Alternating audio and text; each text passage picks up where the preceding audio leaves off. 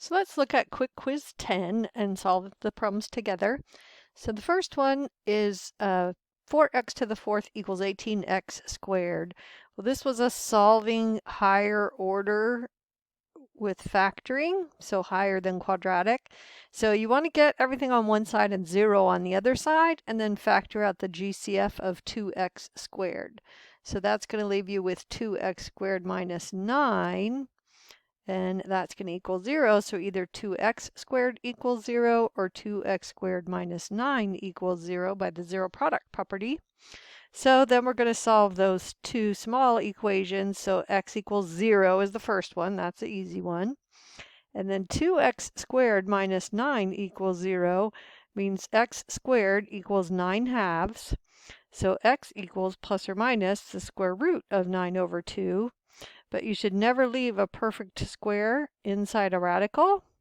So you should have plus or minus 3 over the square root of 2. And then if you like rationalizing the denominators, it's going to be plus or minus 3 root 2 over 2. So your solutions are 0 and plus or minus 3 root 2 over 2. So the second one, we have a higher degree than quadratic, so that means we need to think about how to solve it, but we have 4 terms. When you're thinking about factoring or solving a polynomial and you have 4 terms, you want to think factor by grouping. So you're going to factor out the GCF of the first 2 terms, which is going to be 2x squared, and you're going to get left behind x plus 2. And then you have a GCF of 5, and what's left after you factor out negative 5 is x plus 2, and that equals 0. So you factor out the common binomial of x plus 2, and then you have 2x squared minus 5 equals 0. So we have x plus 2 equals 0, or 2x squared minus 5 equals 0 by the zero product principle. So we either have x equals negative 2, that's one piece of the solution. Or let's solve 2x squared minus 5 equals 0. So x squared equals 5 halves, and x equals plus or minus the square root of 5 over 2. And if you like to rationalize denominators, remember I don't care, but some people do, plus or minus square root of 10 over 2.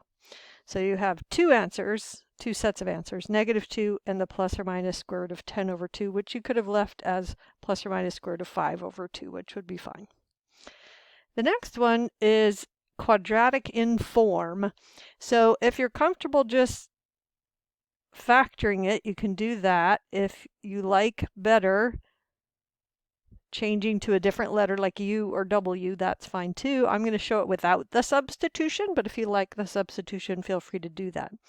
So I'm going to need a plus where I'm going to end up with a 5x squared and a minus where I'm going to end up with the 3x squared. Always check your factoring. It doesn't take very long. You can catch an error early. Okay, so then we have the zero product principle says, well then 5x squared minus 3 equals 0, or x squared plus 1 equals 0. So we have two pieces to the solution again. X squared equals 3/5, or x squared equals negative 1. So x squared equals 3/5 is going to give us two solutions of x equals plus or minus the square root of 3 over 5. And if you want to rationalize the denominator, we can do that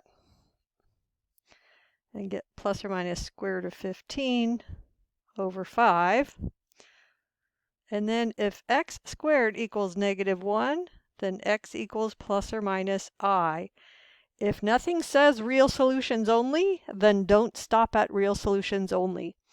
The implication is that we always want all solutions unless we specify real solutions only, especially after we've reviewed complex numbers and kind of allowed them onto the playing field.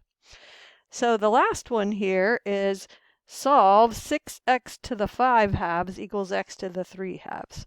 So you want to get 0 on one side,